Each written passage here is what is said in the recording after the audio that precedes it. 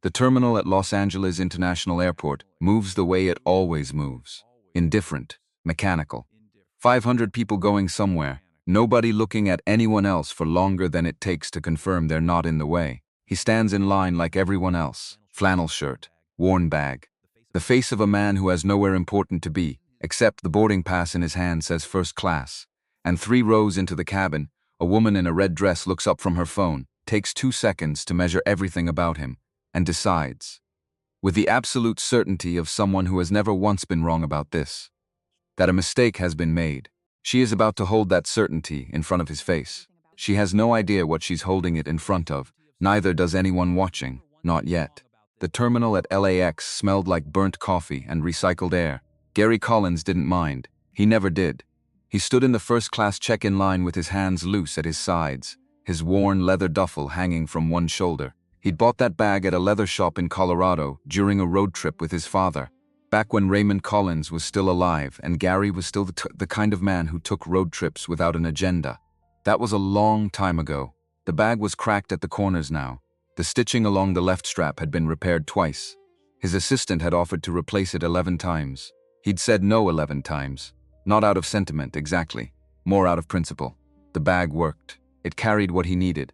The fact that it looked like something a retired high school coach would own was, as far as Gary was concerned, nobody's business. He checked his watch. 5:47 p.m. Flight to JFK boarded at 6:20, plenty of time. The woman 2 spots ahead of him in line was struggling with an oversized carry-on, trying to hoist it onto the scale, while simultaneously arguing with someone on her phone and managing a rolling suitcase with her knee. Nobody helped her. 12 people watched. Gary stepped forward, lifted the bag onto the scale without a word, and stepped back into his spot. The woman turned, startled. Mouth thank you, he nodded. The man behind Gary was already back on his phone, having missed the entire thing. Which was fine. Gary wasn't performing. He never was. This was just Tuesday. Gary Collins flew commercial 3 times a month. His board of directors didn't know this. His CFO didn't know this. His executive assistant knew, because she booked the tickets, but she'd learned very early in her tenure that questions about why the majority owner of Meridian Hospitality Group, a company that operated 47 hotels across 14 states and controlled somewhere north of $3 billion in commercial real estate, why that man stood in the same check-in line as everyone else. Those questions didn't get answers. They got a look. The look said, next topic. The real answer, the one Gary had never said out loud to anyone except his friend Tom Walsh over a beer in Cincinnati 2 winters ago, was simpler than people would expect. He flew commercial because his father had worked 41 years on a factory floor in Dayton, Ohio, never once in his life sat in a first-class seat, and died believing his son would remember where he came from. Gary remembered. The private jet thing had lasted 8 months. Then the engine on a Cessna Citation he'd chartered out of Denver threw a turbine blade over the Rockies at night. The pilot had been extraordinary. They'd landed on a rural airstrip in western Colorado with no runway lights and 1 functioning engine. Gary had walked away with a bruised shoulder and a bourbon-colored silence that lasted 3 days. His business partner on that trip, a man named Frank Osgood, who'd built shopping centers from scratch and laughed at everything, hadn't walked away at all. Gary still thought about Frank every time he boarded a plane, which was why he always paused at the gate. Just for a second. Just long enough to decide again that this was a reasonable thing to do, that the statistics were what they were, and that Frank, were he somehow able to weigh in, would absolutely tell him to stop being dramatic and get on the plane. He got on the plane. Every time, the gate agent took his boarding pass, scanned it, handed it back with a smile that was professional and nothing else. He thanked her. She was already looking past him to the next passenger. He didn't take it personally. She'd probably been on her feet for 6 hours. He walked down the jetway. He thought about the meeting in New York tomorrow. Regional directors, quarterly numbers, the proposed expansion into the Pacific Northwest that his development team was pushing hard. He'd been skeptical of the Seattle property since the beginning. The location was good, but the building's mechanical systems were aging in ways the inspection report tried very hard to minimize. He'd read the inspection report twice. He'd also read the 3 personnel files his legal team had sent him the previous month. Files he'd asked for after noticing irregularities in the quarterly HR summary, a spike in severance agreements in one particular division, over a 3-year period that didn't track with overall headcount changes. He hadn't finished reading those files yet. He'd meant to get to them this week. He hadn't. The first-class cabin was about two-thirds full when Gary stepped through the curtain. Soft lighting, the particular hush of expensive upholstery. A flight attendant near the galley arranged drink glasses with the focused efficiency of someone who took the job seriously. She glanced up when Gary entered, smiled, and went back to her work. Her name tag said Donna. Gary checked his boarding pass. Row 3, seat B. He found the row and stopped, because seat 3A, the window seat directly adjacent to his, was occupied by a woman in a red dress who was currently typing something on her phone with the focused intensity of someone dismantling a legal contract in real time. Her blonde hair was immaculate in the way that required significant professional assistance. Her blazer was white and clearly expensive. Her earrings caught the overhead light and threw small constellations across the headrest. She hadn't looked up yet. Gary glanced at his boarding pass one more time. 3B. He checked the seat number on the panel above the row. He said quietly, the manner you'd use with any stranger. "Excuse me, I think that's my seat." 3B. She looked up in the space of approximately 2 seconds. Her eyes moved from his face to his flannel shirt, to his jeans, to his bag, to his shoes, and back to his face. Whatever calculation happened behind those eyes reached a conclusion, and the conclusion was not favorable. No, one word. Flat as a closed door. Gary blinked. "I'm sorry?" "I said no." She went back to her phone. "Find another seat." He stood there for a moment. Not because he was flustered. Because he genuinely wanted to make sure he'd heard what he thought he'd heard. He had. "I have a boarding pass for 3B, he said. "Good for you." Donna appeared from the direction of the galley. Her smile was trained and steady. Her eyes moved quickly between the two of them, reading the situation with the speed of someone who'd been doing this for years. "Is there a problem here? Can I help?" He's trying to sit there. Sandra Pierce still hadn't fully looked up from her phone. She gestured toward Gary with 2 fingers. Dismissive, the gesture you'd use to indicate a piece of furniture placed incorrectly. "I need him moved." Donna's smile held, but something shifted underneath it. "Sir, may I take a look at your boarding pass?" Gary handed it over. She looked at it, looked at the seat number, looked back at the pass. "You're correct," Donna said carefully. 3B is your assigned seat. Then there's been an error. Sandra's voice hadn't changed in volume or tone. The voice of someone who expected the world to rearrange itself upon request. "Check again. The seat is correctly assigned to this gentleman." "That's not possible, Miss Pierce." Now Sandra looked up, fully, at Gary. This was deliberate. A slow survey conducted with the specific intention of being seen conducting it. She started at the top, his hair, which he hadn't cut in 6 weeks, his shirt, which had been ironed at some point earlier in the day and had not maintained the effort, his bag, which hung from his shoulder like an old argument that had never been resolved. "You're joking," she said, not to Donna. "To the air, excuse me," Gary said. "I said you're joking." Sandra set her phone face down on the armrest. "I paid $4,200 for this seat. I fly this route 4 times a month. I have been a Platinum Elite member of this airline for 9 years. And you?" She looked at the bag. "What even is that?" Not a question. Gary's hands were still at his sides. His voice stayed at the same volume. Same temperature. "That's my bag. That's not a first-class bag. It holds my laptop and a change of clothes. It does that fine. I'm not sitting next to you." Sandra picked up her phone again. "I don't know how you ended up in this section. Whether it was an upgrade error or a miles redemption or a glitch in the system or whatever other explanation exists for this. But I am not spending 6 hours in this seat next to someone like you." The cabin had gone quiet, not ostentatiously. Nobody made a show of stopping their conversations. It happened gradually, by degrees, until the only sound was the white noise of the ventilation system, and Sandra Pierce's voice filling the space it had cleared. "Someone like me," Gary said. "Don't make it something it isn't. I'm not making it anything. You use those words. I use those words because they're accurate." Sandra's voice climbed a half step, not anger yet. Something just below it. The holding pattern before anger. "Look at you. That shirt. Those shoes. You look like you drove here from a campsite. You look like someone who got very lucky with a credit card miles promotion and decided to see what the other half lives like for one flight." Donna stepped forward. "Miss Pierce, I need to ask you." "I'm not done." Sandra wasn't loud yet, but she was precise. "Surgical. First class is a product. I pay for it. I pay a significant amount of money for it on a regular basis because I value what it represents. I value not being crowded. I value not being uncomfortable. I value," she paused, choosing the next words with specific care. "I value being next to people who belong here." Gary looked at her. He didn't say anything for a long moment. Just looked at her the way you look at something when you're deciding whether it's worth the energy. His chest didn't tighten. His jaw didn't clench. He felt, if he was being precise about it, a kind of tired recognition. The specific exhaustion that comes not from surprise, but from having encountered something before. Many times, in many different rooms. I belong here, he said. I have a valid ticket. Your ticket and your belonging aren't the same thing. That landed in the cabin like a stone dropped into still water. The rings spread. A man in the aisle seat across from them. Late 30s, athletic build, sport coat over a t-shirt, the low-key presentation of someone who worked in technology and had stopped caring about performing success, shifted in his seat.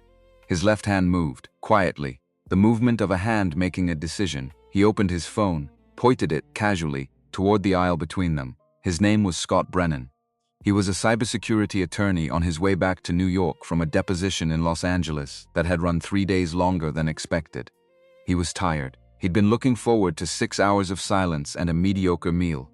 But he'd spent 12 years watching powerful people erase inconvenient things. He pressed record. Miss Pierce. Donna's voice was still professional, but the warmth in it had shifted into something more deliberate. The gentleman has a confirmed seat assignment. I'm not in a position to ask him to relocate without cause. His existence in this cabin is cause. Donna blinked. I am telling you, Sandra continued, as a longtime Platinum Elite customer, as someone who generates significant revenue for this airline, that I am uncomfortable, that I find this situation unacceptable, and that I am formally requesting this individual be moved to a different seat, and if there's no available seat of equivalent class, then you figure it out. That's your job, Donna looked at Gary. The apology in her eyes was genuine. She was trapped between protocol and decency, and they were not, in this particular moment, pointing in the same direction. Gary looked back at her. He shook his head, barely perceptibly. Don't. He turned back to Sandra. He said, in a voice that held no heat, that was not a performance of calm, but simply the real thing. I paid for this seat. I'm going to sit in it. Sandra smiled. Not a warm smile, not even an amused smile. The smile of someone who had just located the precise pressure point they'd been looking for. She raised her right hand. She extended her middle finger, held it approximately 8 inches from Gary's face. 1 second. 2. 3. The cabin didn't gasp. It froze. The difference matters. A gasp is reactive. What happened was something else. A collective suspension of breath, a shared moment of disbelief so complete that it temporarily overrode everyone's individual responses and replaced them with a single unified stillness. Scott Brennan's phone kept recording. Gary looked at the finger, then at Sandra's face. Her expression was triumphant and disdainful in equal measure, the face of someone who had made a point and expected him to flinch or retreat or show some visible evidence of impact. He didn't. He looked at her for a long moment. And then, and this was the thing that would stay with Scott Brennan later, the thing he'd think about on the subway home and again before he fell asleep. Gary Collins smiled. Very small, very quiet. Not a smile that said he'd won. Not a smile that said he'd forgiven her. A smile that looked, somehow, like recognition. Like he'd just seen something he needed to see. He turned to Donna. I think you mentioned there was a seat available toward the front of the cabin. Donna's voice was careful, relieved and ashamed all at once. Yes. It's a premium position, slightly more space, better window access. That's fine. He picked up his bag. He walked forward. He didn't look back at Sandra Pierce, which was, Scott Brennan thought, somehow more devastating than any response could have been. The seat Donna found him was in the second row, port side, a single configuration with extra leg room and a privacy divider that Gary didn't need but appreciated. She brought him water without being asked. She brought it with an apology in her posture that was more honest than most spoken apologies. I'm sorry, she said, quietly enough that the passengers nearby wouldn't catch it. You did your job, Gary said. You were put in an impossible position. I should have. You were doing your job, he said again, gently. The way you close a door that doesn't need to be opened right now. Donna nodded. Moved back to the galley. Gary set his bag under the seat in front of him. He put his headphones on without connecting them to anything. It was a trick he'd developed over 20 years of flying commercially. Headphones meant people left you alone. He wasn't interested in being left alone because he was unsociable. He was interested in being left alone because he had something to think about. He took out his laptop. The personnel files from his legal team were still in a folder marked pending. Review. He'd flagged them 3 weeks ago after noticing irregularities in the quarterly HR summary. He'd opened them twice, gotten interrupted both times, and marked the folder for later. He opened it now. The first file was a complaint from a man named Douglas Reeves, filed 18 months ago. Douglas had been a regional accounts manager who'd been quietly moved off his primary client list 2 months after raising concerns about expense report irregularities. The complaint had been filed with HR. The response, logged 3 weeks later, cited insufficient evidence and interpersonal communication challenges on both sides. Douglas had left the company 6 months later. His file noted the departure as voluntary. Gary read it twice. He moved to the second file, then the third, and there it was. The pattern wasn't dramatic. It didn't arrive with obvious markers. It was subtle in the way that long-term systemic problems are always subtle, visible only in aggregate, obscured in the individual instances by the procedural language of HR documentation, by the careful framing of performance concerns and cultural fit issues and mutual agreements to part ways. But the name appeared, across complaints separated by months, across department lines, in the footnotes of 3 different HR reports and in the stated reasons for 2 different severance agreements. One name, Sandra Pierce, 4 complaints documented. All closed, all marked resolved without formal action. Gary sat back. He thought about the woman 3 rows behind him, her certainty, her ease with cruelty, the way she'd held that gesture in front of his face. Not in a moment of rage, not as a loss of control, but as a deliberate statement. This is what I think of you. And I'm comfortable enough with that to hold it here in front of 40 witnesses. That wasn't someone who feared consequences. That was someone who had learned over a long period of time that consequences didn't apply to her. He thought about who would have taught her that. He thought about Ronald Hayes. He opened a new email. The recipient was Laura Vance, Meridian's outside counsel, a woman Gary had worked with for 11 years and trusted precisely because she consistently told him things he didn't want to hear. The email was 4 sentences. Laura, I need the complete personnel file for Sandra Pierce. All of it. Every complaint, every HR notation, every severance agreement in her chain of command for the past 6 years. Tonight he hit send. He closed the laptop. Outside the window, Los Angeles was falling away. The grid of the city giving way to the particular brown flatness of the inland valleys, then to the mountains, then to nothing but the slowly deepening blue of altitude. Gary watched the city disappear. He'd grown up 3 states away, in a house in Dayton that backed up to a road that backed up to a factory. His father drove to every morning at 5:15 a.m. and drove back from every afternoon at 3:30, 6 days a week, for 41 years. His father's name had been Raymond Collins. Raymond Collins had worked the quality control line at an industrial components plant. He'd been good at his job, meticulous, reliable, the kind of man who arrived early and left late and never drew attention to either fact. He'd made enough money to put Gary through a state school in Columbus and keep the lights on and take the family to Florida twice in Gary's childhood. Raymond Collins had never flown first class. He'd flown exactly once, a trip to Arizona for his brother's wedding in 1987, coach, middle seat, and described it afterward as fine, crowded, but fine. He'd died in 2009. Heart attack, at home, on a Sunday morning. Gary had been on a phone call when it happened. He'd found out 4 hours later. He'd never fully forgiven himself for the phone call. Not because the outcome would have been different, but because the image, his father dying in the kitchen in Dayton while Gary's voice was somewhere else, filling up a conference room in Chicago with numbers and projections. That image had a texture that never quite smoothed over. He kept the bag. He flew commercial. He stood in lines. It was not penance exactly. It was more like a practice.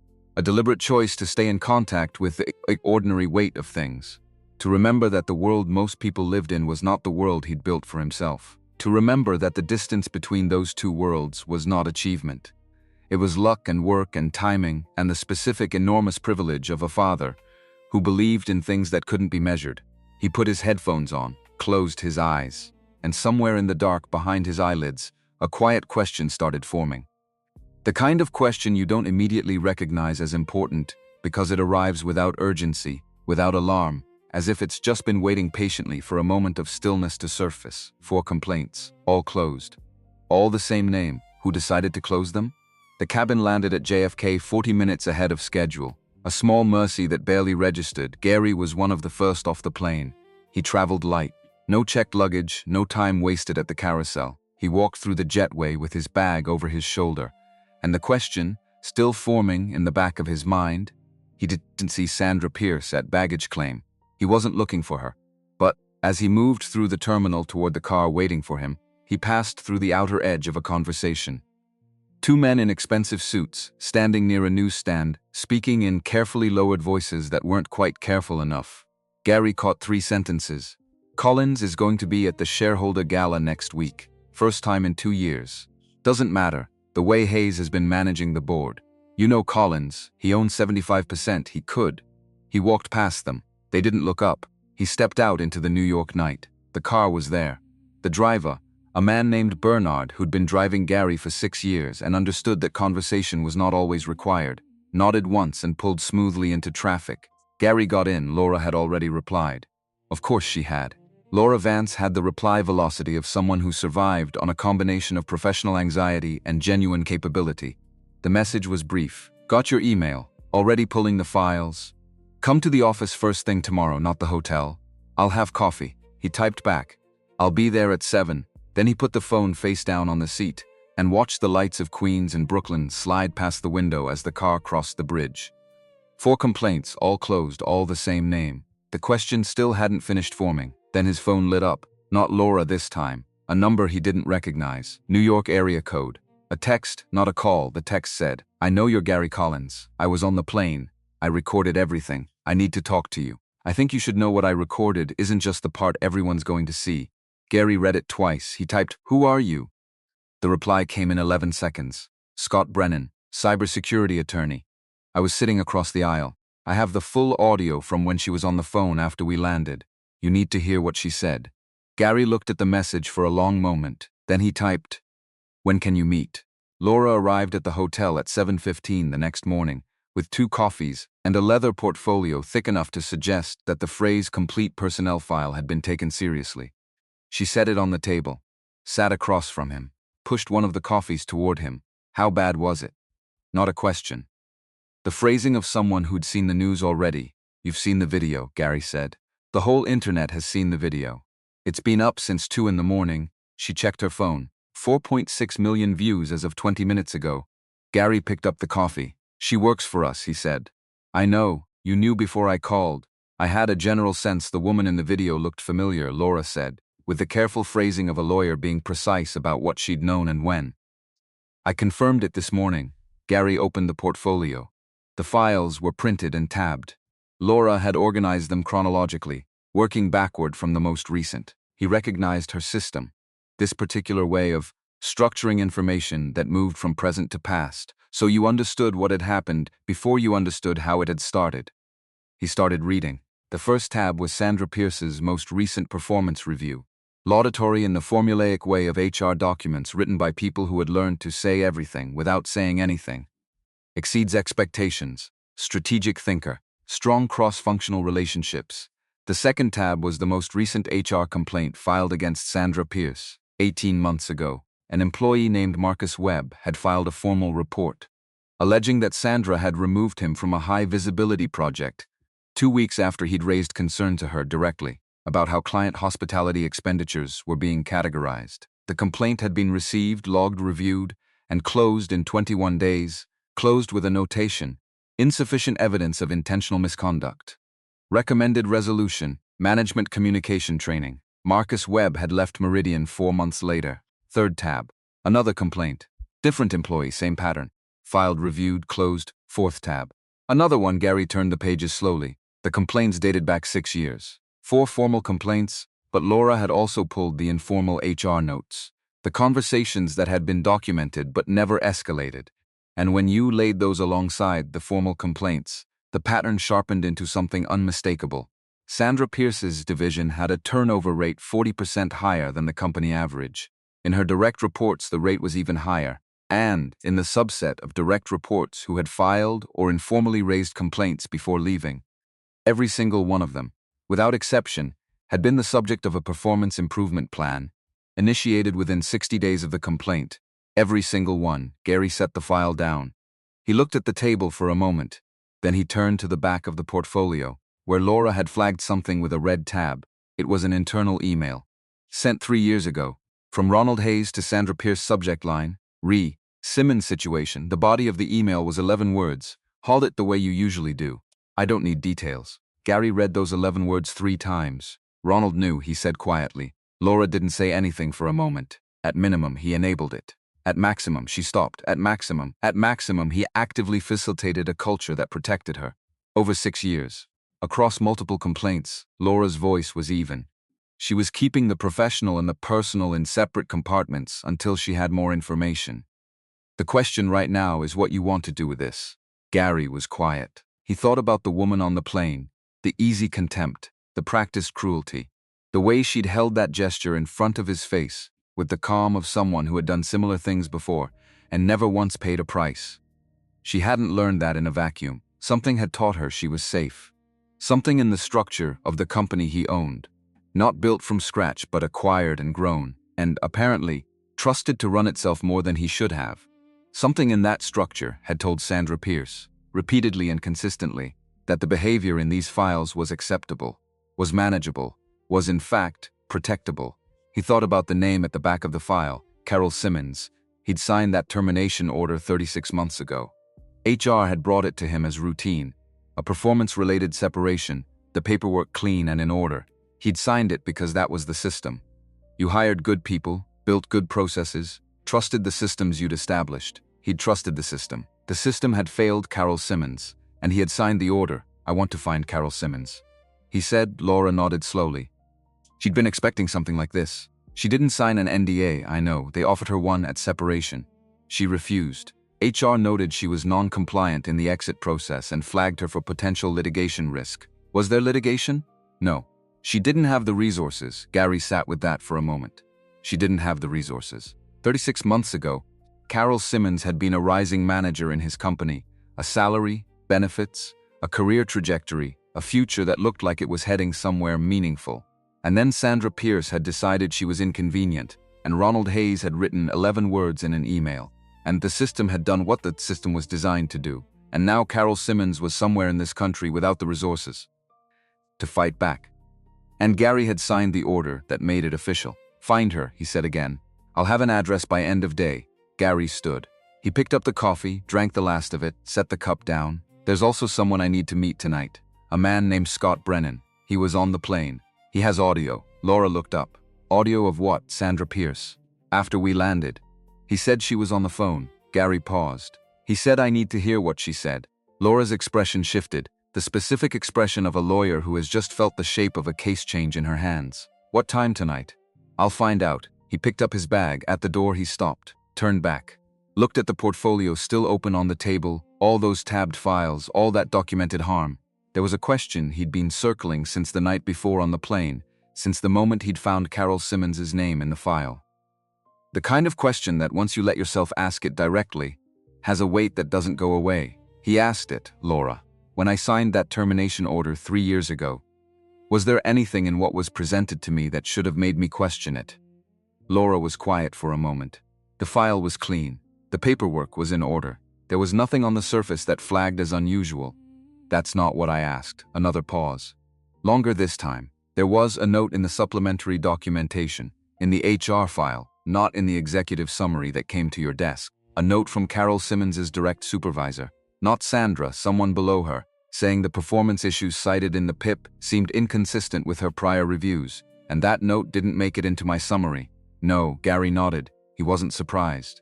He wasn't angry, or he was angry, but the anger was directed at the right target, which was himself, for building a system that made it possible to sign orders without seeing notes like that. For trusting efficiency over scrutiny, for believing that good intentions at the top were sufficient protection against what could happen in the middle. They were not sufficient. He'd known that in the abstract. He knew it now in the specific. And the specific was heavier. Let's make sure that kind of thing doesn't get filtered out again. Agreed, Laura said. And then, because she was Laura, and she had known him for 11 years. Gary, you couldn't have known. I know. That's not the same as saying you shouldn't want to fix it. I know that too. He left. The city was doing what New York always did in the early morning. Moving at its particular relentless pace, full of people who were early, and people who were late, and people who had given up on time as a framework entirely. Gary walked the 6 blocks to the coffee shop, where he'd arranged to meet Scott Brennan rather than taking the car. He needed the particular kind of thinking that happened when his feet were moving. Scott Brennan was already there when he arrived. Booth in the back, Corner position, clear sight lines to both entrances. The unconscious positioning of someone trained to think about information and exposure. He was younger than Gary had expected from the text messages. Early 40s, maybe. Dark circles under his eyes from the same sleepless night Gary had just had, probably for different reasons. They shook hands. Gary sat down. Scott placed his phone on the table between them. Screen down. I should tell you first. I've already backed everything up. Multiple locations. Encrypted servers. If anyone comes after this material, there's nothing to come after. The copies exist independently of me. Gary looked at him. You anticipated someone coming after it. I've worked in cybersecurity for 14 years. I anticipated it within about 60 seconds of deciding to press record. It's not paranoia, it's pattern recognition. What's on the phone? Scott turned it over, opened an audio file. This was recorded at baggage claim. I was standing approximately 15 feet away. I ran audio enhancement on it this morning. It's not perfect, but it's clear. He pressed play. The sound was the ambient noise of an airport. Rolling luggage, PA announcements in the background, the particular acoustics of a large open terminal space. Then Sandra Pierce's voice, close and distinctive and unmistakable. She said, "Ronald, we have a serious problem." A pause. The other voice, Ronald Hayes, though Gary only confirmed that later, was less distinct, lower, partially obscured by the ambient noise. Sandra said, "It's Gary Collins, the man on the plane. Ronald, the man A pause. "Yes, I know that now." Another pause. Sandra said, "Then we deal with it the way we always deal with things." Ronald's voice, partially audible. "The attendant, the one who," Sandra said. "I'll handle the flight crew. You handle the board." The audio cut. Gary sat with the silence for a long moment. Handle the flight crew. He thought about Donna, her professional calm, her apology in the aisle. The look she'd given him before he moved forward. Not just apologetic, but trapped. The expression of someone who knew what the right thing was, and also knew what the cost of doing it might be. The flight attendant. Her name is Donna Reed. She's been with the airline 20 years. Scott nodded slowly. If they're going to suppress the narrative, she's a witness they'll want to neutralize. Gary took out his own phone. Found the number for a labor attorney named Philip Greer, who worked out of an office on the East Side and whom Gary had referred business to twice over the years. He sent a text. "Phil, I need you to represent a woman named Donna Reed who works for an airline. Do not let her face any disciplinary action without a fight. Send me whatever you need. I'll cover it." He put the phone back on the table. Scott was watching him. Something in Scott's expression had shifted. Not surprise, exactly. More like a hypothesis being tested and not disproved. "Can I ask you something?" "Go ahead. Why do you fly commercial?" Gary looked at the table for a moment. Then at Scott. "My father worked a factory floor in Dayton for 41 years. He never flew first class. He died believing his son would remember where he came from." Scott was quiet. "I remember," Gary said simply. Outside the window, the morning had fully arrived. Somewhere 3 blocks north, in a building that occupied the full city block between 2 Midtown avenues, Meridian Hospitality Group occupied 6 floors and employed 400 people in this city alone. One of those people was Sandra Pierce. One of them had filed a complaint that had been closed without action. One of them had probably been thinking, since the video appeared online last night, about whether to say something or continue saying nothing. Gary thought about Carol Simmons, somewhere in New Jersey, working a retail shift, making choices every morning about whether to keep going. He thought about 11 words in an email. "Jot hold it the way you usually do. I don't need details." He thought about the smile on Sandra Pierce's face when she'd held that gesture in front of him. The satisfaction in it. The certainty. He thought about what it meant that she'd had that certainty. What it meant that someone, many people, actually, a whole architecture of systems and sign-offs and closed files, had given it to her. He said to Scott, "I'm going to need you to preserve everything you have. Chain of custody. Federal standards." Scott reached into his jacket pocket and set a small hard drive encased in protective housing on the table between them. "Already done. I did it last night." Gary looked at it. He looked at the man across from him. This stranger, who had been on a plane and made a quiet decision with his phone in a first-class cabin and had, without knowing it, handed Gary something that changed the shape of what came next. "Thank you." Scott shook his head. "I've watched powerful people erase things for a long time. This time I wanted to make sure someone had the record." Gary looked out the window at the moving city. The question that had been forming since 30,000 feet finally finished forming. It wasn't, he realized, a single question. It was the first in a sequence. And the sequence was going to take him somewhere. The people in that building 3 blocks north were not going to want him to go. He was going there anyway. Laura Vance had the address for Carol Simmons by noon, Lodi, New Jersey, 40 minutes by car from Midtown. A 2-bedroom apartment in a complex off Route 17, the kind of building that had been built in the 1980s and maintained just enough to avoid condemnation and not quite enough to suggest anyone cared. The rent in that area ran $1,200 a month, give or take. Carol Simmons had an 8-year-old daughter. She was working part-time at a home goods retail chain in Paramus. Laura called Gary at 12:07. He said, "I'll go today," she said. "I'll go with you," he said. "No," she paused. "Gary, this isn't a legal meeting. I'm not going as her employer. I'm going as the person who signed the order. A beat. Let me do this part alone." Laura was quiet for 3 seconds, which for Laura was a long time. "Fine, but you're not making any commitments without me present." "I'm not going to make commitments. I'm going to listen." Those two things have a way of collapsing into each other when you're in the room. He didn't argue with that. Because she wasn't wrong. The drive to Lodi took 53 minutes in early afternoon traffic. Gary sat in the back of the car and watched the city thin out into the tunnel and then into New Jersey. The landscape shifting from the compressed verticality of Manhattan into something flatter and more spread out. Big box stores, gas stations, the particular American grammar of commercial strips that looked identical from Maine to California. He thought about Carol Simmons making this commute, or not making it, taking whatever transit existed out here, or driving a car that was probably a decade old and required a specific kind of optimism every time you turned the key. He thought about what it cost, materially and otherwise, to lose a job that paid well and spend 3 years trying to rebuild something in the ruins of it. He thought about her daughter, 8 years old, which meant she'd been 5 when her mother was fired. Old enough to notice that things had changed, not old enough to understand why. The car stopped in front of a complex that matched the general description he'd been given. 2-story buildings arranged around a central parking lot. A small playground in the corner with a slide and a structure that had been colorful once. The afternoon was gray and cool, the kind of November weather that hadn't decided yet whether it was going to rain. Gary got out. He walked up a concrete path to Building C, found apartment 14. Knocked, nothing for a moment, then footsteps. The door opened on a chain. One eye and part of a face appeared in the gap. A woman in her late 30s wearing a gray zip-up hoodie and an expression that was not unfriendly but was not open. The expression of someone who had learned to check before answering. "Carol Simmons?" Gary said. A pause. "Who's asking? My name is Gary Collins." He let that sit for a moment. "I own Meridian Hospitality Group." The eye in the gap didn't blink 1 second. 2, 3, then the chain came off. The door opened. Carol Simmons was 39 years old and she looked like someone who had been carrying a significant amount of weight for a significant amount of time and had gotten strong enough from it that she no longer looked burdened. Exactly, but you could see the adaptation, the muscle memory of it.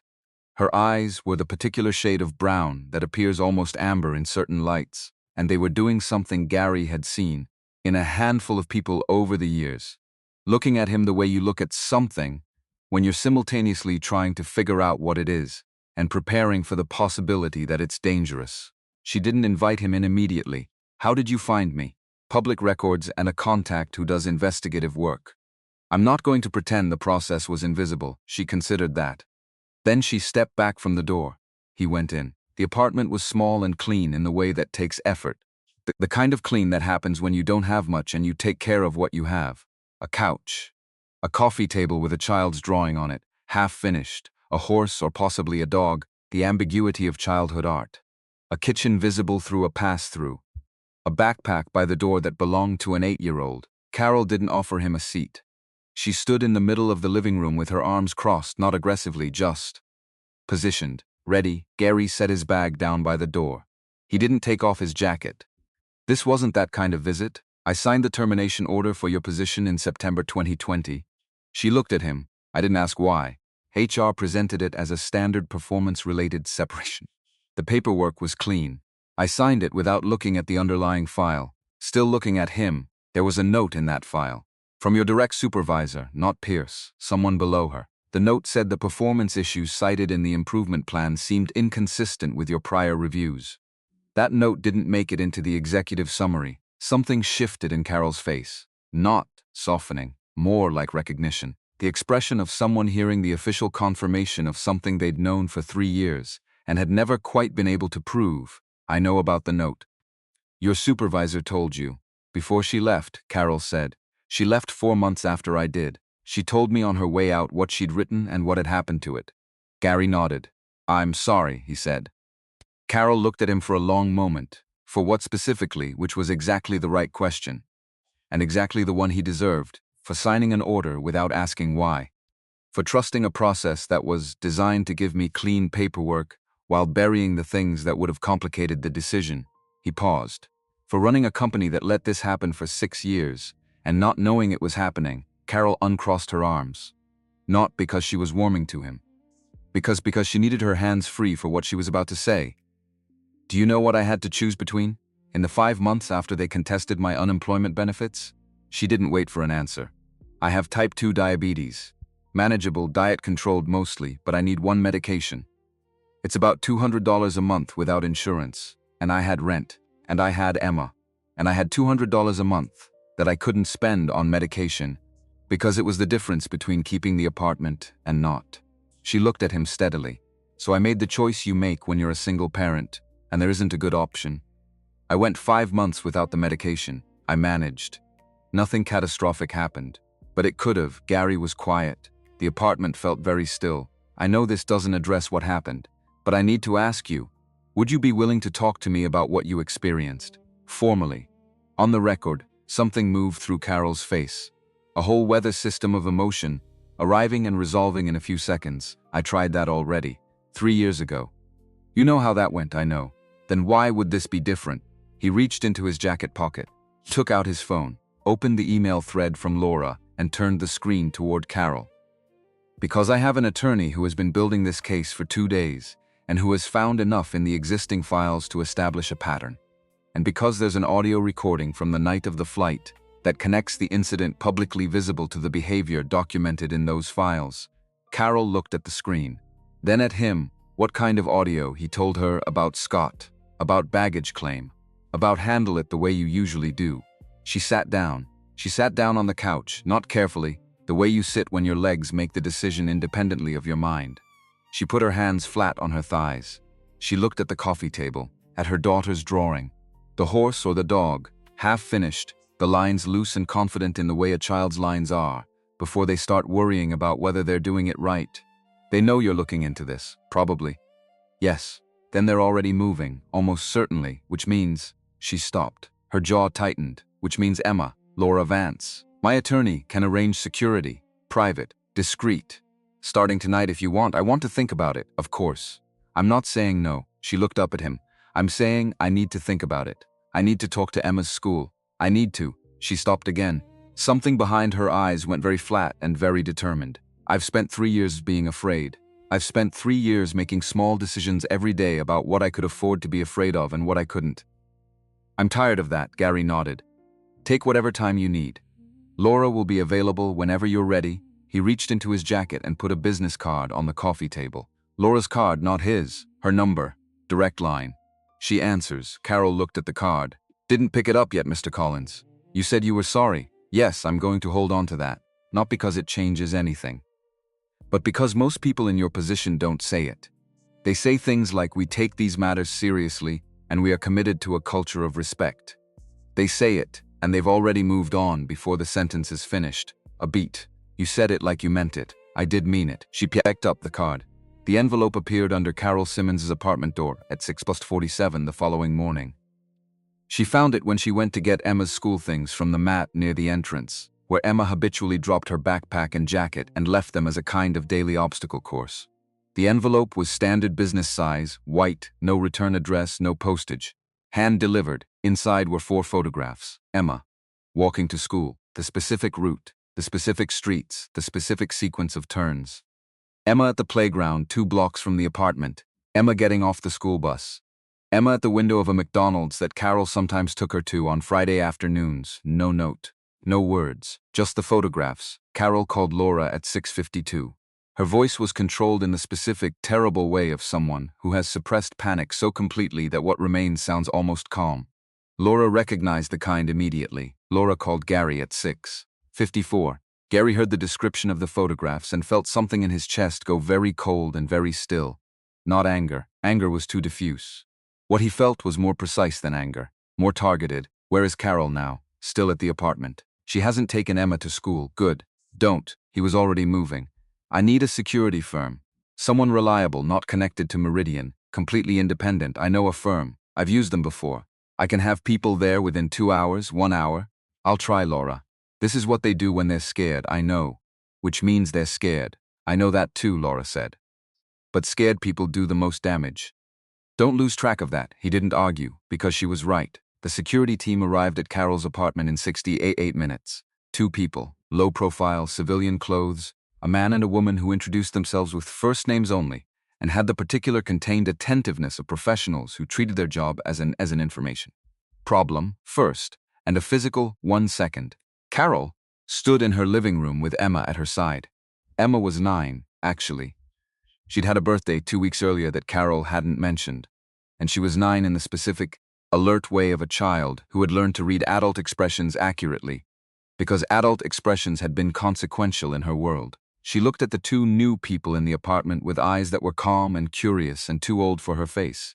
Carol had explained it as, some helpers who are going to be around for a little while. Emma had said, are they like babysitters? Carol had said, more like security guards.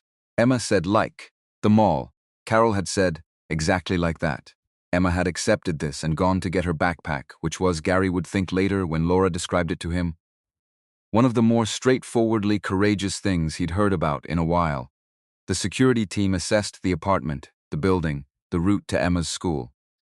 They arranged for Emma to be driven rather than walk the route that had been photographed. Laura called Gary when it was done. How is she, holding together? But Gary, a pause. She came very close to pulling out, I know, if she decides to. If she decides to, that's her decision. I'm not going to pressure her, even if it means. Even then, Laura was quiet for a moment.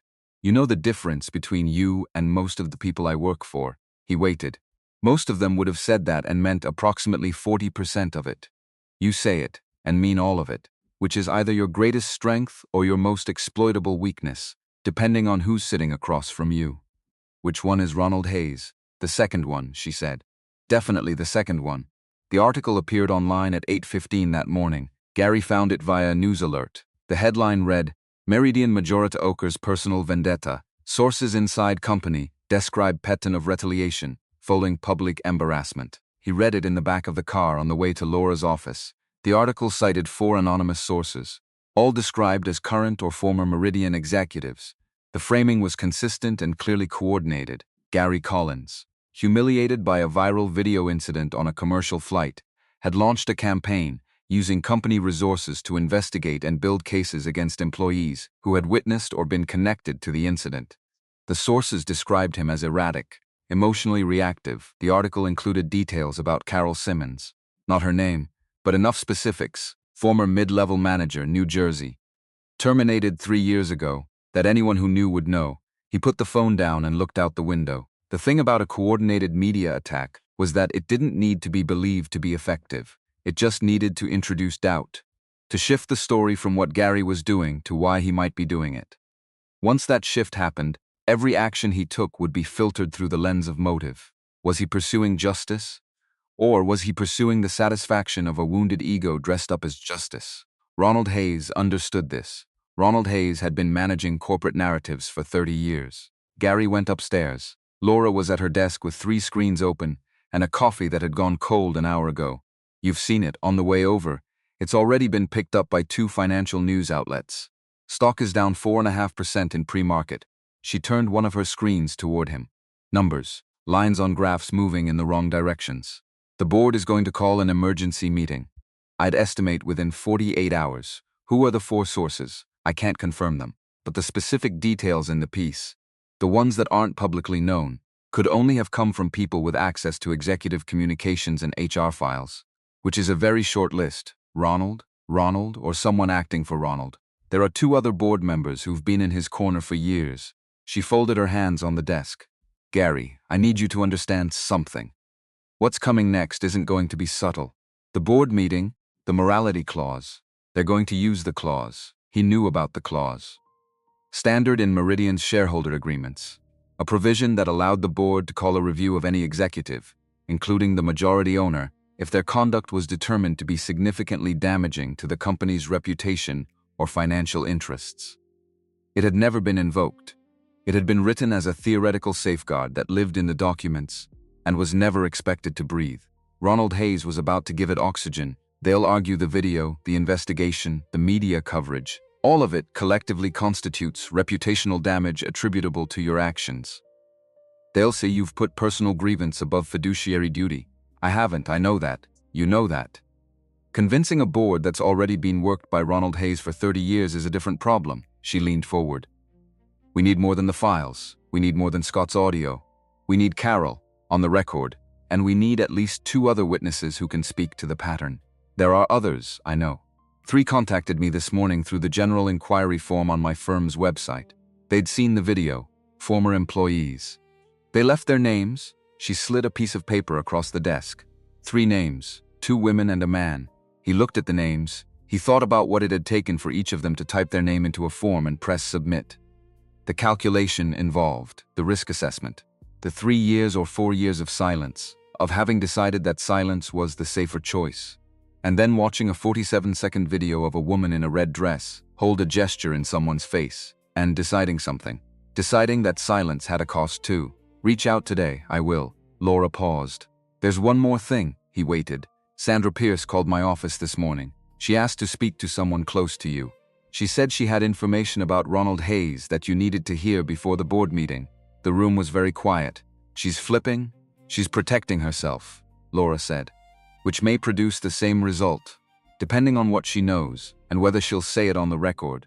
Do you believe she has something real? Believe Ronald Hayes has been using Sandra Pierce as operational cover for 6 years, and that she is now looking at the possibility of criminal exposure alongside the certain loss of her career, and that people in that position frequently discover that their loyalty has a ceiling. Gary was quiet for a moment. Set up a meeting. Today? Today. Laura reached for her phone, then stopped. Said the thing she'd been holding back since the photographs of Emma. Gary, this is escalating very fast. Ronald is playing offense because he knows defense loses. That means he's going to hit you in places you haven't thought to protect yet. Are you prepared for that? I've been unprepared before. That's not an answer. No, he said. It's not. He looked at the piece of paper with the 3 names. People who had pressed submit on a form. But those people weren't prepared either. And they showed up anyway. Laura looked at him for a moment. Then she picked up the phone. Ronald Hayes called an emergency board meeting for the following morning. The notification went out at 3 p.m. A formal notice to all 9 board members, citing urgent matters affecting shareholder value and executive governance. Language that was precise and procedural, and entirely designed to accomplish something that had nothing procedural about it. Gary received the notification at 3:04. He was in a conference room at Laura's firm with Scott Brennan, reviewing the metadata documentation Scott had prepared. The hard drive was on the table. 3 laptops were open. The chain of custody documentation was thorough. Scott had approached the preservation of this material with the specific diligence of someone who had watched evidence disappear before, and was not going to let it happen again. The metadata told a clear story. Sandra Pierce had called Ronald Hayes at 11:47 p.m. on the night of the flight. The call had lasted 23 minutes and 14 seconds. At 12:14 a.m., 57 minutes after the call ended, an administrative action had been initiated on Meridian's internal network. The action had accessed and deleted files in the HR archive. The credentials used belonged to a system administrator account. The IT company that managed Meridian's network infrastructure was a firm based in Texas. Scott had pulled the publicly available corporate filings for that firm. One of its 3 listed directors was a man named Philip Stain, Ronald Hayes' nephew. Gary looked at that name for a long time. The specific, deliberate patience it must have taken to build something like this.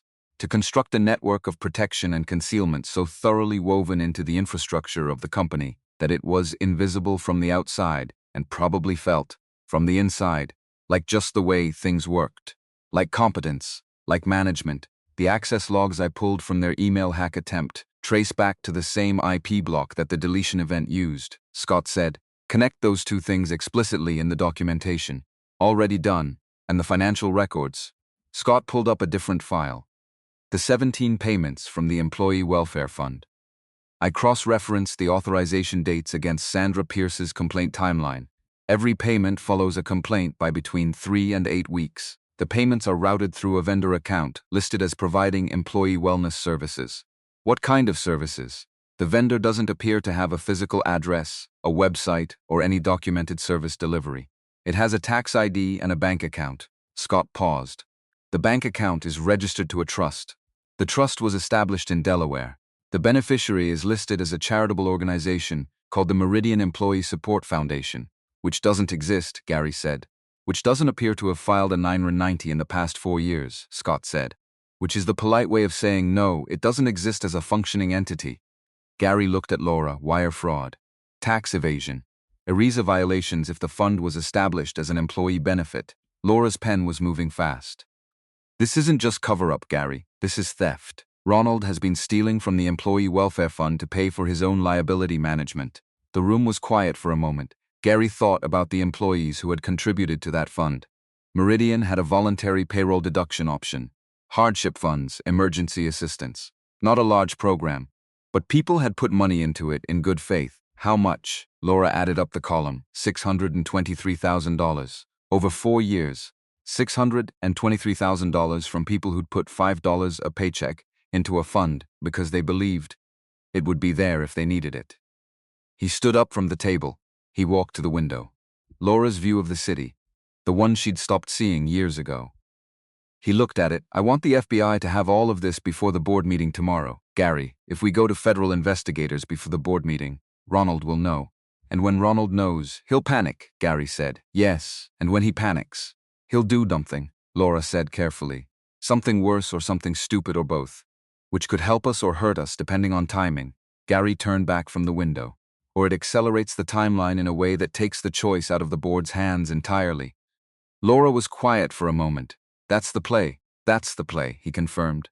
I have a contact at the FBI's Financial Crimes Unit in the New York field office. Scott said. I've worked with him on 2 cases. He's good and he moves fast when the material is solid. Is the material solid? Scott looked at the 3 open laptops, the documentation, the chain of custody, the metadata, the corporate filings, the trust documents, the Phantom Charitable Organization, and it's $623,000. The material is extremely solid. Sandra Pierce arrived at Laura's office at 5:30 in the afternoon. She came alone, no attorney, no assistant, no armor of any kind. She wore a gray blazer over a dark blouse, and she carried herself the way Gary had seen a certain kind of person carry themselves when they'd made a decision, and were living in the 2-hour window between the decision and the consequences. Forward-leaning, deliberate, the posture of someone who has determined that the only way out is through. She sat down across the table from Gary and Laura. I assume this conversation is being recorded. It will be, with your consent. Yes, fine, a pause. Turn it on. Laura pressed the button on the recorder. Sandra looked at Gary the way you look at someone, when you've decided that partial honesty is no longer strategically viable. All the way. Or not at all. Ronald Hayes has been managing my situation since 2019. Gary said nothing. Let her go. I made decisions in my division that were wrong. I know they were wrong. I told myself they were management calls. I told myself I was building a high-performance team, and that required difficult decisions about personnel. I told myself the complaints were from people who couldn't handle accountability. She stopped. I told myself a lot of things. Ronald helped me tell myself those things. How? Laura said. Every time a complaint came in, he handled it. He'd tell me it was taken care of, that I didn't need to know the details, that this was just how things worked at this level. He made it seem like what I was doing was standard, like everyone in a leadership position had these situations, and the way you dealt with them was quietly and quickly, and without making them into something bigger than they needed to be. Did you know about the Employee Welfare Fund? Sandra looked at the table. Sandra, Gary said quietly. Did you know? I knew the complaints were being settled. I didn't ask where the money came from. She stopped. Her hands were on the table and they were very still, and he could see what it was costing her to hold them there. Because I didn't want to know the distinction between those 2 things. Didn't ask and didn't want to know was the entire difference between negligence and complicity. Gary thought Laura would flag it. Laura was already writing. He called me the night of the flight, from the airport. He told me to handle the flight crew and he'd handle the board. He said the same word he always used. She looked up. He said, efficiently. What did he mean by that? He meant quickly, quietly, before it became a story that had legs. He told me to reach out to the airline directly, that he had contacts at the executive level who owed him, that the flight attendant could be, he said, neutralized. Like she was a variable in an equation, Gary thought about Donna, her 20 years. The suspension notice? What else? He told me about Carol Simmons, that she was a risk. He used that word. He said she hadn't signed an NDA and that she might surface because of the video. He said we needed to remind her what her priorities were. Laura put her pen down. She picked it up again, and the photographs, Laura said carefully. Did Ronald specifically authorize those? He said remind her of her priorities. He said make sure she understands what she has to lose. Sandra paused. He didn't use the word photographs. He didn't give me instructions. He said he always did that. He'd say something that meant something, and then not say the thing it meant, so that if it ever came back, there was no direct line. Gary looked at Sandra Pierce for a long moment. He thought about her on the plane, the contempt, the ease of it, the performance of it in front of all those people as if ease in cruelty was a form of power. And he thought about what she'd just said. Ronald helped me tell myself those things. He thought about how long it took to build someone's capacity for that kind of sustained self-deception. What had to be consistently rewarded and never challenged? Why are you here? She looked at him, not tactically. I understand the tactical answer. Why are you here? Something moved through her face. Not what he'd expected, something older and quieter. The look of someone revisiting something they'd looked away from for a long time. I've been on planes with my own duffel bag. In my 20s, before any of this, I used to travel for work, and I didn't have money for good luggage, and I'd bring whatever I had. And people would look at me the way She stopped. I knew exactly what I was doing on that plane. I knew it and I did it anyway. Because I had spent 15 years building something that made it feel safe to do. She looked at him directly. I wanted you to know that. Not because it excuses anything, but because you asked why I was here. And the honest answer is that I sat in my apartment last night and I thought about what I'd become, and I couldn't find a version of the story where the person I was on that plane was someone I recognized as myself. The room was very quiet. Gary said nothing.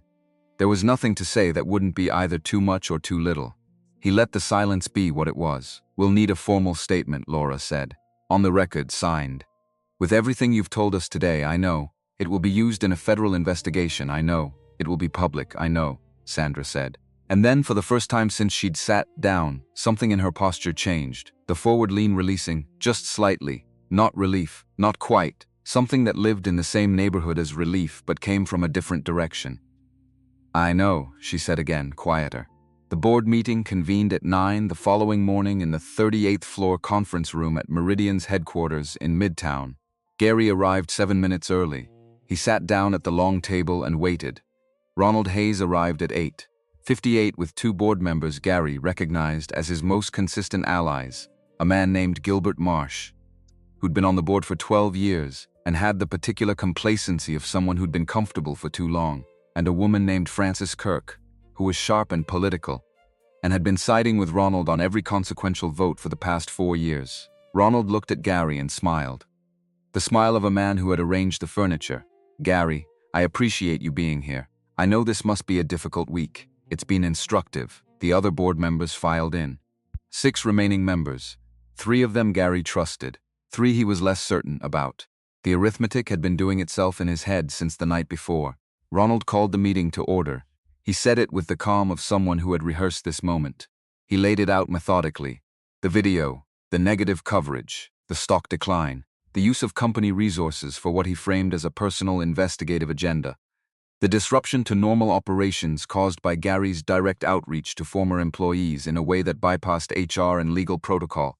He cited the morality clause. It's the board's responsibility to protect shareholder value. And given the pattern of behavior we've seen in the past 72 hours, I believe we have an obligation to call a formal review of executive conduct and to consider whether a temporary suspension of certain governance rights is warranted pending that review. Marsh nodded. Frances Kirk nodded. 2 of the 3 uncertain votes shifted in their chairs. Gary watched it happen. The arithmetic changing in real time, the way board politics always worked. Not through argument, but through the prior work of relationship and obligation, and the particular, Powerful force of people wanting to be on the side that wins. Ronald had done that work. Gary knew it. He let Ronald finish. Then he said, "Before we vote on anything, I'd like to present some information that's directly relevant to the conduct question." "Gary, this isn't the venue for." "It's exactly the venue," Gary said. Not loudly, not aggressively. In the same voice he'd used on the plane 3 days ago when he'd said, "I paid for this seat." "You called a meeting about conduct. I have information about conduct. The two things are connected." He looked at the board. Ronald Hayes has been using a phantom vendor account to route payments from Meridian's Employee Welfare Fund. $623,000 over 4 years, used to fund non-disclosure agreements and silence settlements related to complaints filed against Sandra Pierce. The vendor account is connected to a company whose director is Ronald's nephew. The authorization signatures are Ronald's. The room changed. Not dramatically, not all at once. But the specific charge in the air, the one Ronald had built so carefully, the forward momentum of his presentation, the majority he'd been constructing, it shifted. Air pressure changing before weather. "That's a serious allegation," Marsh said. "I have documentation. Chain of custody verified. Federal investigators were briefed last night." Francis Kirk looked at Ronald. "This is exactly what I was describing," Ronald said. Gary using his position to make unfounded. "They're not unfounded. They're on the record. And they'll be on the public record within 24 hours regardless of what happens in this room today." The door opened, which wasn't supposed to happen. The meeting had been marked confidential and closed. Gary's assistant, a young woman named Beth, who had worked for him for 3 years, and whom Gary trusted because she'd told him something uncomfortable on her second day and had never stopped. Beth stood in the doorway with her phone in her hand and an expression that was simultaneously apologetic and urgent. "I'm sorry to interrupt. There are 2 federal agents in the lobby." A pause. "They're asking for Ronald Hayes." The room went completely silent. Ronald Hayes's face did not change immediately. He was too experienced for that. He had too many years of managing rooms and managing expressions. But something happened in his eyes. A very small, very quick internal adjustment. Like a calculation that had just come back with a different answer than expected. "This is harassment." Gary looked at him. "No. This is what happens when you build something on the assumption that no one will look." Ronald stood. He straightened his jacket. He said to the room, in the voice of a man performing dignity, "I'll cooperate fully with any inquiry. This is a misunderstanding that will be resolved quickly." He walked to the door. He passed Gary without looking at him. He walked out. And then he was gone, and the door closed, and the room held the silence of 9 people sitting with the specific, complicated feeling that comes when something you've been told is stable turns out to have been held in place by a single pair of hands, and those hands have just left the building. "What do we do now?" Francis Kirk said, very quietly. Gary looked around the table, at the faces, at the arithmetic, which had changed entirely in the past 4 minutes. "We do what we should have been doing for 6 years. He put his hands flat on the table and looked at each of them. "We look at what actually happened. We don't close the files." Nobody objected, which was not the same as agreement. Not yet. Agreement would take time, and more conversations, and the difficult work of an institution that had to reckon with what it had been, as a precondition of becoming something different. But nobody objected. And in a room where the votes had been going the wrong way 60 seconds ago, that was where it started. The 2 federal agents in the lobby were named Kowalski and Tran, both out of the New York field office, both financial crimes. Kowalski was the senior agent, mid-50s, the particular worn patience of someone who had spent decades watching people who believed they were untouchable discover they were not.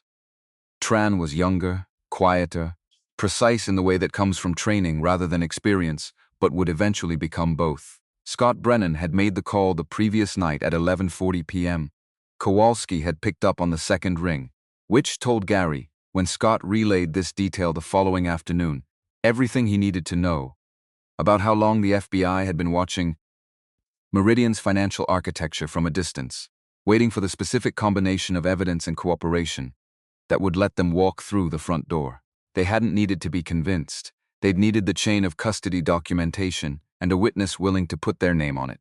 Scott had given them both. Ronald Hayes was escorted from the lobby of Meridian's headquarters at 9:47 a.m., not in handcuffs, not yet. The agents were measured in the way federal agents are measured when they have everything they need and no reason to be theatrical about it. Ronald walked between them in his navy suit, his silver tie still perfectly knotted, his expression arranged into something that was meant to project calm authority, and instead projected the specific strain of a man holding a mask in place with both hands. He got into the federal vehicle. He didn't look back at the building. 40 floors above the street, Gary stood at the conference room window and watched the car pull away from the curb and merge into midtown traffic. He watched it until it was indistinguishable from the rest of the city. Then he turned back to the room. 8 board members remained around the table. Frances Kirk had her phone out and was reading something on the screen with an expression that had moved cleanly through shock and was working its way toward calculation. Frances was many things. Unprepared was not one of them. She looked up. "I need to understand the legal exposure for the board," Laura Vance, who had entered the conference room 2 minutes after Ronald left it, said. "That depends on what each board member knew and when." "I didn't know about the fund, I believe you," Laura said. Not warmly. "Precisely. We'll need statements from each of you, independently. My office can facilitate that," Gilbert Marsh, who had been silent since Ronald walked out, said. "What happens to the company?" "The company continues," Gary said. "The company has 47 hotels and 4,000 employees, and a set of operational commitments that don't pause because of this. What changes is the culture that allowed this to go on. That changes starting today." Marsh looked like a man who'd just realized he'd been sitting in a building with a structural problem for 12 years, and had been complimenting the architecture. "What do you need from us?" "An honest audit. External. Everything from the past 6 years. HR complaints, severance agreements, vendor contracts, the welfare fund. All of it reviewed by people who have no prior relationship with Meridian, and a vote to authorize it today." Before anyone leaves this room, Frances Kirk lowered her phone. She looked at Gary with the evaluating intelligence she'd been aiming at Ronald Hayes for a decade, recalibrating now, pointing in a new direction. "You have my vote." The motion passed 7-1. Marsh abstained, which was, Gary thought, probably the most honest thing Marsh had done in a board meeting in years. Then Gary sat in Laura's conference room with Laura and Scott and Beth, who had arrived with a laptop and 2 legal pads, and the focused energy of someone who had spent the last 4 hours managing an incoming tidal wave of press inquiries, board member communications, and internal employee questions without losing a single thing. Beth said, "You have 47 requests from media outlets for a statement or interview. The WSJ, The Times, Bloomberg, 3 financial television networks, and a dozen industry publications. You also have 11 texts from regional directors asking what's happening, and 1 message from the CEO of a competitor who wants to discuss a partnership opportunity that I'm 98% sure is an opportunistic acquisition conversation. Tell the competitor no. Reply to the regional directors personally. I'll draft the message." The press requests get a 1-line statement from Laura's office. The company is cooperating fully with an ongoing federal investigation and will have more to say at the annual shareholder gala. "You're still doing the gala," Laura said. "I'm still doing the gala, Gary. 500 people who have invested in this company deserve to hear what happened directly. Not through a press release. Not through a statement. In person." He looked at her. "And the people who work for Meridian deserve to see that the gala happens, that the company keeps going, that we don't disappear into a legal bunker and go silent." Laura was quiet for a moment. "You're going to need a speech, I know, a real one. Not corporate language, I know. Something that addresses what happened, without making promises you can't keep. I know what I want to say." She looked at him. "When did you figure it out?" He thought about Carol Simmons' apartment, the drawing on the coffee table, the horse or the dog, the 9-year-old's confident lines. "A few days ago," he said. Carol Simmons called Laura's office that afternoon at 4:15. "She'd been thinking," she said. She'd spent 2 days thinking and talked to the security people and talked to Emma's school and had one specific conversation with Emma herself, age-appropriate, careful, honest in the way you're honest with a 9-year-old, when you want to respect their intelligence without frightening them. And Emma had said, in the direct and undecorated way of a child who had not yet learned to soften her positions, "If it's the right thing to do, you should do it." Carol told Laura this. Laura listened, then Carol said, "I want to be at the gala. You don't have to be present in person. Your statement on record is, I know I don't have to be, I want to be, in the room, where the people who made those decisions have to be in the same space as the person they made them about." A pause. "I've been out of that building for 3 years. I've been the ghost in their machine. I want to walk back in as a person." Laura was quiet for a moment. "I'll arrange it." She called Gary immediately after. He listened. Make sure she has everything she needs. Parking, access, security escort into the building. Whatever she needs. She also said something else. He waited. She said she wasn't coming to watch you win. She said she was coming because the story isn't about you and she wanted to make sure the room knew that. Gary said, "She's right." Laura paused. "You know, most people in your position would find that mildly insulting. Most people in my position would miss the point entirely." Donna Reed called the morning of the gala. She was still technically suspended. The airline's HR process moved on its own timeline, indifferent to the external events that had made her suspension into a national news story. Philip Greer had filed an emergency injunction challenging the suspension as retaliatory. The injunction was pending. In the meantime, Donna was at home in Queens. She called Gary's cell directly. He answered, "I want to be there tonight. You're welcome there. I want to say something. If you're going to talk about what happened, I want people to hear it from me, too." From my perspective, her voice was steady, not performance steady, the real kind. "I did my job on that plane. I followed protocol. I tried to handle it correctly. And then I got suspended for not being willing to say it hadn't happened the way it happened. 20 years is a long time to work somewhere, and I'd do it again, all of it, the same way. I just want people to know that. Come early. Laura will make sure you have whatever you need. I don't need much. I know, Mr. Collins. What you did. Taking the other seat, not making it a fight, just," she stopped. "A lot of people would have escalated. You didn't. Escalating was her job. Deciding what came next was mine." Donna was quiet for a moment. "That's a good way to put it. It took me about 30,000 feet to figure out." She laughed. Briefly. Real. Then she said goodbye and hung up. And Gary held the phone for a moment, in the particular quiet of a morning that was about to become something much louder. The Langston Hotel's Grand Ballroom occupied the entire second floor of a building on West 54th Street. High ceilings, warm lighting, the kind of architecture that suggested permanence without being oppressive about it. Meridian had used this venue for 3 consecutive annual galas. Gary had attended 2 of them. Both times he'd arrived late, said what needed to be said, and left before the dessert course. This time he arrived at 6:15, 45 minutes before guests. He walked the room. It was a thing he'd started doing years ago, at his father's suggestion. The one piece of explicitly professional advice Raymond Collins had ever given him. Before any important meeting, walk the room while it's empty. Get the feel of it. Know where you're standing before other people are standing around you. It makes the room yours. Gary walked the ballroom. The tables were set.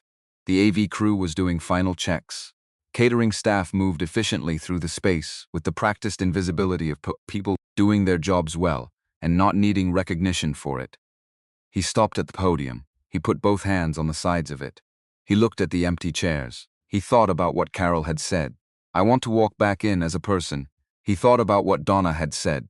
20 years is a long time to work somewhere. He thought about Scott pressing record in a first-class cabin because he'd watched powerful people erase things too many times. He thought about the specific, compound weight of an institution. The way a company accretes meaning and obligation and trust over years, not just from its investors but from the people who show up every day and do the work, and believe, provisionally, that the place they're working has some claim on being decent. That trust could be broken. He knew that it had been broken, in ways large and small, over 6 years of closed files and silence clauses and 11-word emails. He also knew that broken things were not the same as destroyed things. Not always. Laura arrived at 6:30 with Scott and Beth. She looked at the room with the assessing efficiency she brought to everything and said, "AV is ready. Your remarks are in my tablet, but you told me you didn't want them. I don't. You should at least have the data points." "I have the data points, Gary." He looked at her. "Don't lose the thread up there. The room will be loud. People will be scared and angry and confused, and some of them will want someone to blame, and some of them will want someone to reassure them, and some of them will be on their phones the entire time." She paused. "Just tell them what's true. Don't manage it. Just tell them. That's what I was planning, I know. I'm saying it anyway." "Why?" She looked at him with the expression she reserved for statements she'd been sitting on for a while. "Because you've been the quiet man in the room for so long that sometimes you forget your voice has weight."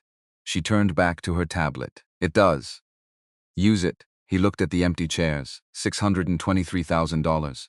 4 complaints, 11 words, 1 email, 3 years of Carol Simmons making choices between medication and rent. He was ready. The guests arrived at 7.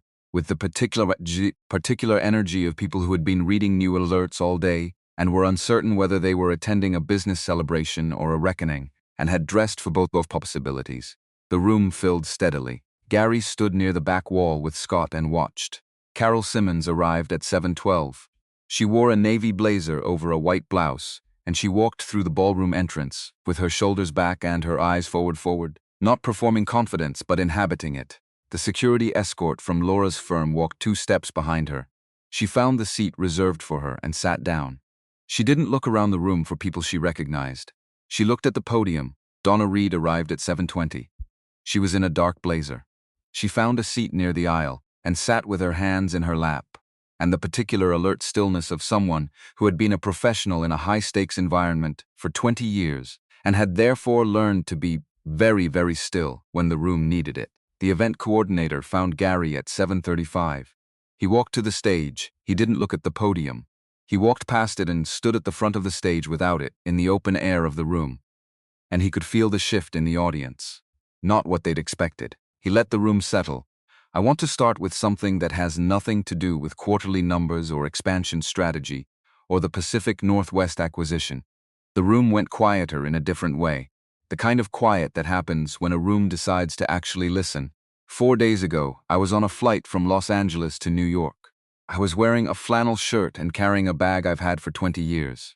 A woman who worked for this company looked at me and decided, in approximately 2 seconds, that I didn't belong in the seat I'd paid for. The silence held. She was wrong about the seat.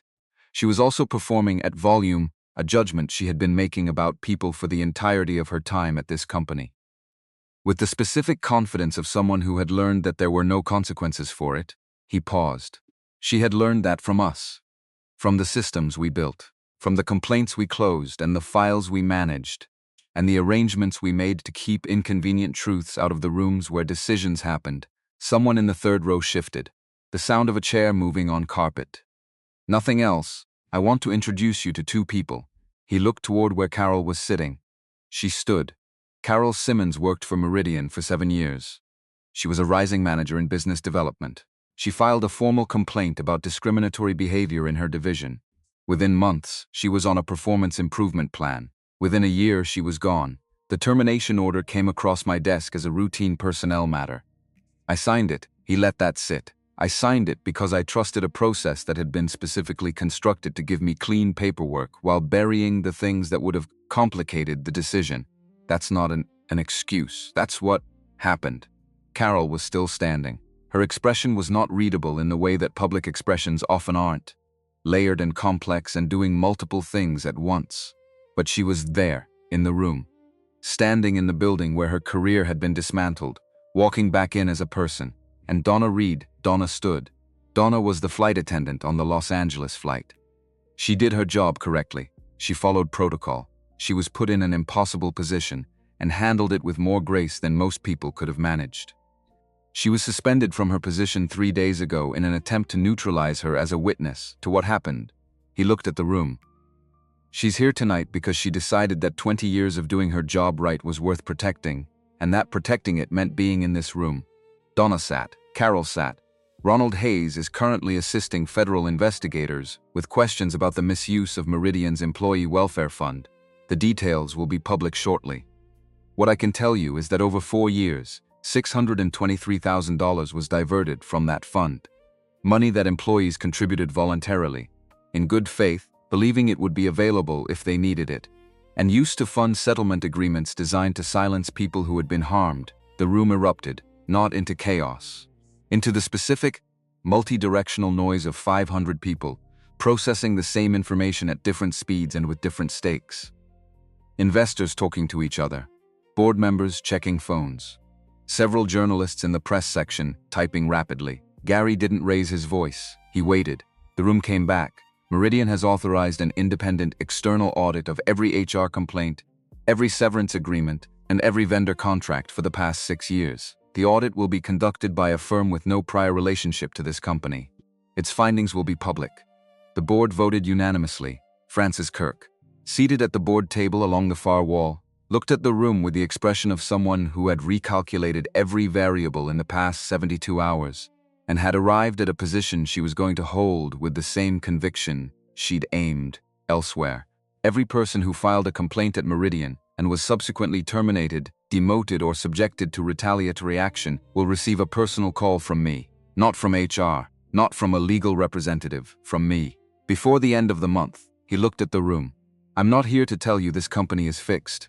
It isn't. It was broken in specific ways over a long period of time, and fixing it will take longer than one gala speech and a federal investigation. Anyone who tells you otherwise is managing your perception, not telling you the truth. A pause. What I can tell you is that the people responsible for building what was broken are no longer in positions to protect it, and that the people who tried to tell us something was wrong and were punished for it will be heard. He stopped. He said very quietly enough that the room had to lean in. The man who raised me worked a factory floor in Dayton, Ohio for 41 years. He was never in a room like this. He never had a seat at any table that made decisions about anything beyond his own shift schedule. He paused. He was one of the most decent people I've ever known. And the thing he taught me, the one thing that has mattered more than any other in my entire professional life, is that decency isn't a management philosophy. It isn't a brand value. It isn't a line in an annual report. He looked at the room. It's a daily choice. You make it or you don't. And the choice you make when no one is watching is the only version of it that counts. The room was very still. Then someone started clapping, not the polite, rhythmic applause of a business presentation. Something less rehearsed. Something that started in one corner and moved across the room in a way that felt less like agreement and more like release. The specific sound of 500 people letting go of the particular tension that had been in the air since the doors opened. Gary stepped back from the edge of the stage. He didn't smile. Smiling would have been the wrong thing. This wasn't a performance with an audience. This was a reckoning with witnesses. He stepped down off the stage. The room shifted from formal event to something else in the 30 minutes that followed. People moved. The fixed geography of assigned seating dissolved into the fluid patterns of a room that had just been through something and was now processing it together. Gary moved through it and was stopped 11 times in the first 15 minutes. A man named Arthur, late 60s major shareholder, invested in Meridian since the early days, stopped Gary near the edge of the bar area. I've been in your company's orbit for a long time. I've seen a lot of speeches in a lot of rooms. He looked at Gary directly. That's the first one I've believed in a while. I meant it, I know. That's why I believed it. A woman who introduced herself as a regional director from the Southeast said, "We've had 2 people in my region leave in the past 18 months under circumstances that never sat right with me. I never said anything because..." She stopped. "I want to say something now. Call Laura Vance. Tonight if you want." Her number's on Meridian's board page. The regional director nodded twice. The nod of someone who had been waiting for permission they should never have needed. He found Carol near the far wall, standing with a glass of water, watching the room. Her security escort was nearby but not intrusive. "How are you? Complicated, fair." She looked at the room, at the people in expensive clothes navigating the specific social terrain of a company in crisis. Then she looked at him. "You said my name up there." "Yes. Not a lot of people in your position do that. They talk about the situation. They reference employees. They use language that references the existence of people without actually naming them." She looked at him with those amber eyes that had been doing the math since the moment she'd opened her apartment door. "You said my name. You deserve to be named." She looked at him for a long moment. "I'm going to be okay. I want you to know that. Not because of tonight. Tonight is its own thing and I'll need time to know what it means. But in general. Emma is okay. I'm okay. We were okay before you showed up at my door too. We'd figured out how to be okay. A beat.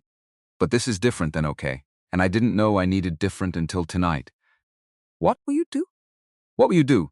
There's a nonprofit in Newark that does workforce development for people who've been displaced by exactly the kind of situation I went through. I've been volunteering there for 8 months. They've offered me a staff role 3 times. She looked up. "I'm going to take it. The board approved a compensation review for everyone affected by the retaliation patterns in the audit. You'll be contacted, I know." "Laura told me, is that..." "It's right," she said, before he could finish the question. "It's not why I'm taking the nonprofit job. Those are separate things. Both can be true." He nodded. "Carol, for what it's worth, the way you've handled this entire thing, from the first complaint 3 years ago to walking into this room tonight, that took a kind of steadiness that most people don't have. I had Emma. You stay steadier when someone's watching, she said it simply, without sentimentality. Just the fact of it. Gary thought about his father watching. The particular way Raymond Collins had watched. A parent who had decided that the best thing he could give his son was the awareness of being observed by someone who required nothing except honesty. No performance, no achievement. Just be honest about what you're doing and why. I understand that, Gary said. He found Donna near the exit at 9:20, getting her jacket from the coat check. She'd stayed 2 hours longer than she'd planned, she mentioned with mild surprise, as though she hadn't noticed the time passing. Philip Greer called me an hour ago. The injunction was granted. Your suspension is stayed pending the airline's review, and Philip is confident the review will not go in the airline's favor. Donna held her jacket for a moment without putting it on. 20 years. Yes, I used to think that length of time at a job was just a number. Something you said at retirement parties and put on a plaque. She put on her jacket. It's not a number, it's a relationship. You build something with a place over that kind of time, and when they try to take it from you, it feels like... She stopped. It feels like a lot, I know, Mr. Collins. What happened on that plane? You handled it the way I try to teach the new crew members to handle things. You read the room. You didn't escalate. You found the door that let you keep your dignity without making it a war. She looked at him. I've been doing this 20 years, and I've only seen a handful of people do that. Most people either fight or fold. You did something else. I'd done the math. She tilted her head slightly. When someone shows you exactly who they are, you have a choice. You can spend your energy on the argument you'll never win with them. Or you can spend it on the thing that matters. He paused. The thing that mattered wasn't the seat. Donna looked at him with an expression that held for a moment the quality of a person recognizing something they'd known intuitively for years, and were now hearing said clearly for the first time. No, it wasn't. She left. Gary stood in the lobby for a moment. The sound of the ballroom filtered through the walls. The layered frequency of a room that was still processing, still moving, still doing the complicated collective work of an institution in the middle of changing itself. He thought about Sandra Pierce. He'd seen her earlier briefly at the edge of the room. She'd come. He hadn't expected that. She'd stood near the wall during his remarks, and he'd seen her face when he said Carol's name. Not guilt, exactly. Something more fundamental. The expression of someone watching the consequences of their own choices arrive in human form, standing in a room, holding a glass of water. She'd left before the formal remarks concluded. He didn't know what happened next for Sandra Pierce. The investigation would determine some of it. The rest would be hers to figure out. What had happened to Sandra Pierce was something she would have to carry, and tell in her own time and her own words, or not tell at all. The gala ended at 10:30. Gary was the last to leave. The catering crew was clearing tables. The AV team was breaking down the screen system. Gary walked through the empty space slower than he had before guests arrived, more attentive. Moving through a place after something has happened in it, trying to understand what it changed into. He picked up a napkin from one of the tables. A standard linen napkin, white with the Meridian logo embroidered in navy, and folded it and put it in his jacket pocket. The woman clearing the table next to him watched him do this with polite confusion. Old habit, he said. She nodded with the professional neutrality of someone who had seen stranger things at events. He walked to the door. The audit began the following Monday. The firm Laura retained was out of Chicago. 7 partners, a track record in corporate compliance, the specific institutional memory of an organization that had seen enough creative accounting to recognize it without being told to look for it. They arrived with a team of 12 and were given access to everything. HR archives, vendor contracts, welfare fund records, termination files going back 6 years. It took 3 weeks. The preliminary report ran to 240 pages. Gary read all of it. The audit found evidence of retaliatory conduct in connection with 19 separate complaint cases, not the 11 Laura had initially identified. It found that Sandra Pierce's division had a turnover rate nearly twice the company average in her direct reports.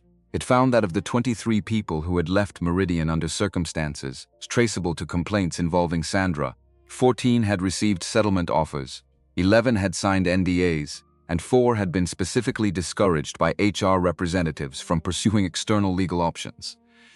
It found that Ronald Hayes had been personally involved in authorizing the NDA payments in 9 of the 11 cases, that his involvement had been concealed through the phantom vendor structure, that his nephew's IT company had been the mechanism. It found one more thing. Carol Simmons's supervisor, the woman who had written the note about the inconsistency in the performance review. The note that hadn't made it to Gary's desk. That supervisor had also filed an informal complaint 18 months after Carol's termination about a different employee in Sandra's division. The complaint had been received by HR, logged and closed within 2 weeks. The supervisor had resigned the following month, citing personal reasons. Her name was Patricia Holloway. Laura found her in Portland, Oregon. She'd been running a small consulting firm for 2 years. When Laura called, she answered on the first ring. I wondered when someone was going to call. She flew to New York the following week. She added her name to the record. The federal charges against Ronald Hayes were filed 6 weeks after the gala. 4 counts: wire fraud, tax evasion, ERISA violations, obstruction of justice. The obstruction charge related to the deletion of files from Meridian's HR archive on the night of the flight. The timestamp Scott had documented. The chain of custody he'd preserved, now part of a federal prosecution file. The charges were filed on a Tuesday. By Thursday, the story had been covered by every major financial outlet and had moved from the business section into the front section of newspapers that still had front sections. Gary read the coverage in his hotel room in Chicago, where he was meeting with the audit team for their final debrief. He read it carefully, without rushing, noting the things that were accurate and the things that were not. He put his phone down and looked out the window. Chicago in December had a specific quality: the lakefront cold, the architecture doing what it did, the city maintaining its particular brand of operational intensity regardless of season. He'd been here a dozen times in the past 2 years, and each time it felt like a place where things were built to last and then required constant effort to maintain. He thought that was probably true of most things worth having. His phone buzzed, a text from Laura. Donna's reinstatement was confirmed this morning, full back pay. Airline issued a formal apology. He typed back, good. Another buzz. Laura again. Carol's compensation review is complete. She declined the full amount, said she wanted enough to cover what she lost, and 1 year of transitional support, not more. The rest to go back into the employee welfare fund. He looked at that for a long moment. He thought about Carol in her apartment, sitting down on the couch with her hands flat on her thighs.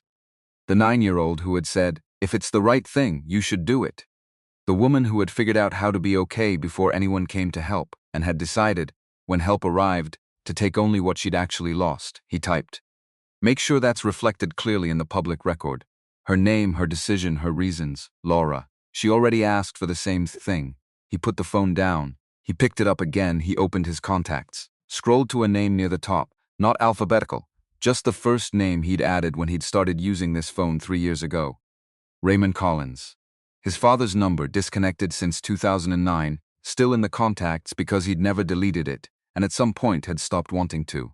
He looked at the name for a long moment. He thought about the factory floor in Dayton, the quality control line, the man who arrived early and left late and never drew attention to either fact, who had raised a son on the specific, quiet, unglamorous principle that you did your job right because the work itself deserved it, and the people depending on it deserved it, and that was reason enough.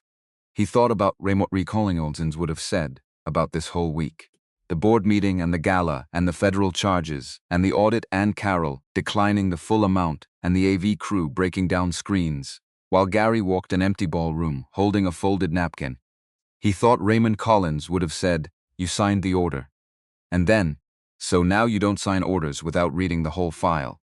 And then probably nothing else, because Raymond Collins had believed that words were tools and you didn't use more of them than the job required. Gary put the phone in his pocket. He picked up his bag and walked out of the hotel room. He flew back to New York that evening. Commercial. Coach this time, because there had been no seats in first class when he'd booked the late flight, and he hadn't wanted to wait for the next one. Middle seat. He sat between a woman who fell asleep before the plane left the gate, and a man who spent the flight reading a thick, paperback thriller with the focused contentment of someone who had nowhere else to be. The armrests were negotiated silently and fairly. The man gave Gary the inner one when he saw Gary settle his bag under the seat. Gary thanked him with a nod. The man nodded back. High above the dark middle of the country, Gary Collins sat in seat 24B and watched the in-flight map track their path east and thought about nothing in particular. Which was, he recognized, something he almost never did. He closed his eyes. The plane hit a patch of turbulence over western Pennsylvania. Brief, mild, The standard reminder that you were inside a machine crossing a vast distance at altitude, and the machine was doing its job and so was the air, and occasionally those two things needed to negotiate. He didn't grip the armrest. He let it pass. The woman on his left slept through it entirely. The man on his right turned a page. He landed at JFK at 11:15. Walked out of the terminal into cold December air. The taxi stands busy, the buses loading, the city doing what it always did at the end of a day. Absorbing arrivals without pausing, incorporating them into its existing motion without comment or ceremony. The car pulled up. Bernard, 6 years. The understanding that silence was sometimes the right thing. Gary got in. "How are you, Bernard?" Bernard, who was not accustomed to being asked this first, said, "Good, Mr. Collins. Long trip? Long week? Home first?" "Yes." Home first. He sat back as the car moved into airport traffic, headed for the highway, headed for the bridge, headed for the city that was still awake and working, and indifferent to the specific texture of any individual week, no matter how much had happened in it. He looked at his phone. A text from Laura, sent 20 minutes ago. The audit firm's public statement dropped. Already being covered. Board confirmed the Independent Ethics Committee appointments. Carol starts at the Newark nonprofit on January 6th, and Donna flew her first flight back today. She sent a message through Philip. She said, "Tell him the seat was worth it." Gary read the last line twice. He looked out the window. The bridge lights were on, the city visible on the other side of the water, the skyline doing the thing it always did at night from this angle. Looking permanent. Looking built to last. He typed back to Laura. "Tell her I said so," was she. He put the phone in his pocket. He didn't look at it again until morning.